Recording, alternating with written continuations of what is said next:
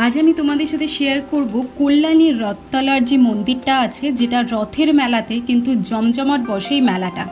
Hello friend, welcome back to my new video. আবারও হাজির হয়েছে তোমাদের সাথে অন্য একটি ভিডিওর সাথে। আশা করি তোমরা সকলে খুব ভালো আছো এবং রথ মেলা উপলক্ষে বিভিন্ন জায়গায় ঘুরতে গেছো।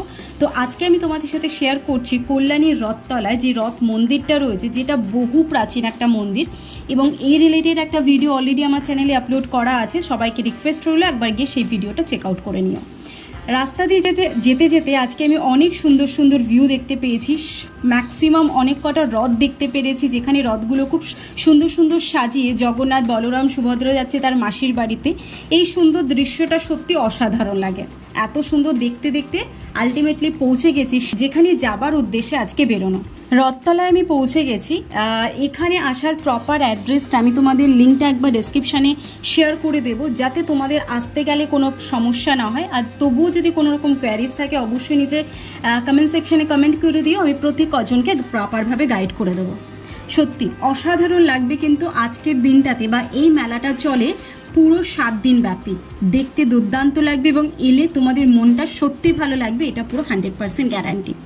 মন্দিরের ভেতরে মেন গেট ধরে প্রবেশ করলে তোমরা সেখানে মন্দিরে পুজো দেবার জন্য ডালা সংগ্রহ করতে পারো। বিভিন্ন অ্যামাউন্টের এখানে ডালা তোমরা সংগ্রহ করতে পারবে।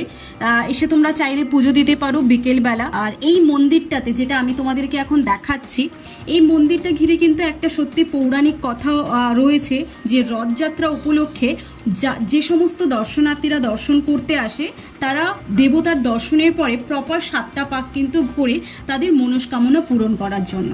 তো তোমরা চাইলে এখানে এলে অবশ্যই 7 পাক ঘুরতে পারো। আর আমি এখন চলে এসেছি একদম মন্দিরের সামনে। এবার তোমাদেরকে একটু মন্দিরের দর্শনটা করিয়ে দিই। খুব শান্ত একটা পরিবেশ, এত লোকজনের মধ্যেও পরিবেশটা কিন্তু সত্যি খুব অসাধারণ। সবাই চুপচাপ থাকে এবং একটা হয় না, এলে একটা মনঃশান্তি, সেরকম একটা জিনিস তোমরা এখানে দেশে দেখতে পাবে না। আজকে তো আমি পুজো তো সেভাবে দিইনি, তবে হ্যাঁ মায়ের প্রভু দর্শন করে গেছি। এবার তোমাদেরকে একটু প্রপারভাবে পুরো চারিপাশটা দেখিয়ে দেবো। এবং এখানে আসার পরে আজকে আমার সাথে কিন্তু বেশ ভালো ভালো ঘটনা ঘটেছে। এখানে এসে আমি একদম পেয়ে গেছিলাম জগন্নাথের মেন প্রসাদটা, যেটা অনেকে বলে সবার ভাগ্যে হয় না, হয়তো সেই টাইমটাতে আসতে পারে না বলে হয়তো পায় না। তো আমি সেই জিনিসটা এখান থেকে পেয়ে গেছি। সেকেন্ড পেয়েছি এখানকার ভোগ। যেই টাইমটাতে আমি এসেছি সেই টাইমটাতে একেবারে ভোগও বিতরণ হচ্ছিল, তো ভোগটাও পেয়ে গেছি।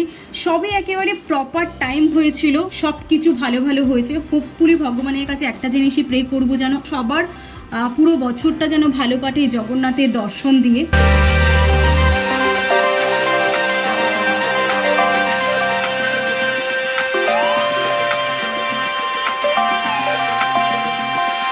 এবার আমি দাঁড়িয়ে পড়েছিলাম ভোগের লাইনে। ভোগের লাইনেও কিন্তু যথেষ্ট ভিড় ছিল। অনেকক্ষণ লাইনে দাঁড়ানোর পরে পেয়ে গেছি সেই প্রসাদ। দুর্দান্ত হয়েছিল খেতে, সেটা আমরা প্রত্যেকেই জানি। যে কোনো ঠাকুরের প্রসাদই কিন্তু অসাধারণ হয় টেস্ট। জানি না তার মধ্যে কি থাকে, বাট স্বাদটা কিন্তু দুর্দান্ত হয়।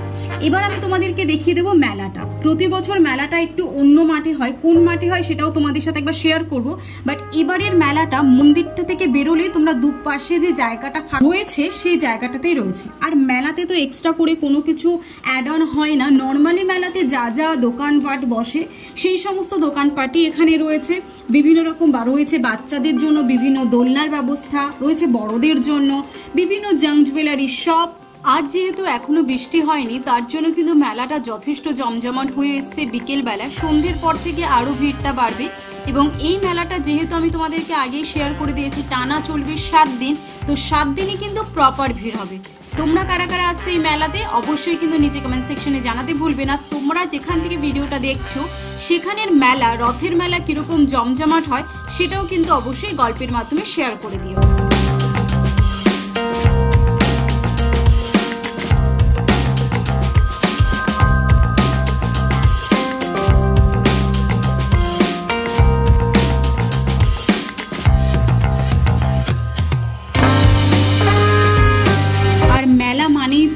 ফুচকা, চাট, পকোড়া বা জিলিপি তো থাকবেই। আর রথের মেলা মানে পাঁপড় ভাজা, এগুলো তো রয়েছে। এগুলো নিয়ে প্রপার রয়েছে এই রথের মেলাটা জমজমাট।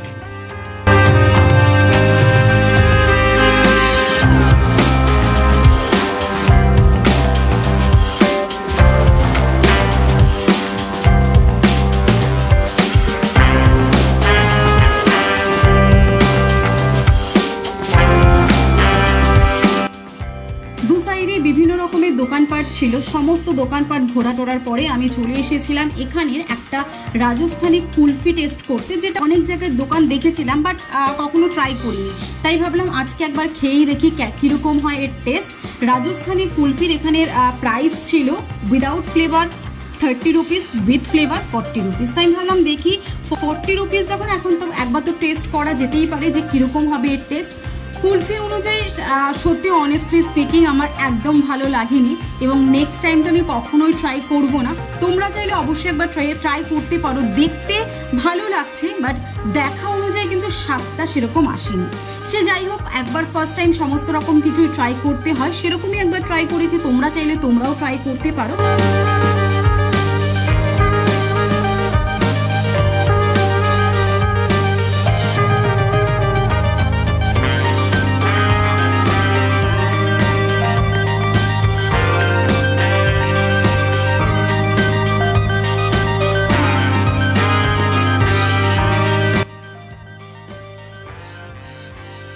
চলো এবার ফটাফট করে একবার দেখিয়ে দিই তোমাদেরকে যে প্রতি বছর এই রথের মেলাটা হয় সেটা কোথায় হয়।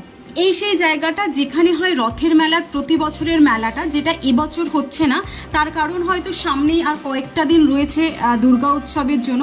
এখানে দুর্গা পুজোর একটা বড় সড়ো থিম হতে চলেছে। সেই থিমটা কি, সেটার জন্য আমার নেক্সট ভিডিওটা ফলো রাখো, সেখানে আমি প্রপারভাবে তোমাদেরকে আপডেট করে দেবো যে এবছর 2023-এর কল্যাণী রথতলার পুজো থিম কি আছে।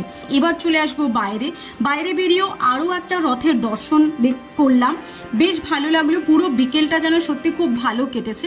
আজকের এই ভিডিওটা তোমাদের কেমন লাগলো নিচে কিন্তু কমেন্ট সেকশনে জানাতে ভুলবে না। তোমরা চাইলে আমাকে ফলো করতে পারো ইনস্টাগ্রাম এবং আমার অ্যাফোর্ডেবল নোম্যাডিক পেজে, যেটা আমি তোমাদেরকে লিঙ্কটা শেয়ার করে দেবো। ভিডিওটা ভালো লাগলে অবশ্যই লাইক শেয়ার কমেন্ট করতে ভুলবে না। নতুন ফ্রেন্ড হলে অবশ্যই সাবস্ক্রাইব করে দিও। Follow for more.